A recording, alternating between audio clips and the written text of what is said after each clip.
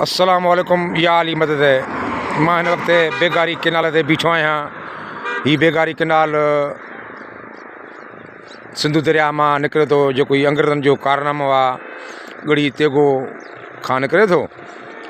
ऐं हीअ रस्तो शिकारपुर खां अचे थो। हीअ साम्हूं पुलिस जी चौकी आहे। हिते शिकारपुर ज़िलो ख़तमु आहे। हेॾां हीअ चौकी कशमोर कंदकोट जी आहे ऐं ज़िलो कशमोर आहे। हीअ हिन तरफ़ ते करमपुर कैडेट कॉलेज आहे। हीअ अंग्रेज़नि जी पुराणी पुल ठहियल आहे। ओ हीअ ॾिसो, हे मुसलमाननि जी नई पुल। ठीकु आहे। हीअ अॻिते बेगारी केनाल ज़िले जैकाबाद कशमोर कंदकोट शिकारपुर ऐं मुख़्तलिफ़ इलाइक़नि खे आबाद करे थो।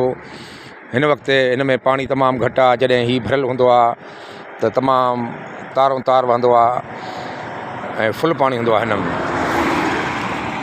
ॾिसो, हीअ गाॾी शिकारपुर थी वञे। हीअ साम्हूं कशमोर कंदकोट गुड्डू बैराज खां रस्तो अॻिते क्रॉस करे वेंदो। घोटकी पंजाब हिकु रस्तो कशमोर खां खॿे तरफ़ वेंदो आहे, जेको बावलपुर साइड ते वेंदो आहे मुंहिंजे ख़्याल में, ऐं राजनपुर। सो दिलि चयो त हिनखे बि हिकिड़ो यादगार वीडियो बणाए छॾियां। हीअ साम्हूं हिकिड़ी नंढड़ी मस्जिद आहे जंहिंखे असां कुझु ॾींहं पहिरियों आबाद कयोसीं। हीअ अंब जो वणु आहे। ठीकु आहे। हीअ ॾिसो केॾा ट्राला अचनि वञनि था।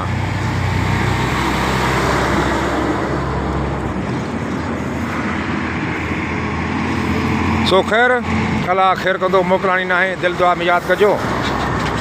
महर फ़क़ीर बेगारी कैनाल करमपुर कंदकोट, जिते ॿ ज़िला मिलनि था, शिकारपुर ऐं कशमोर।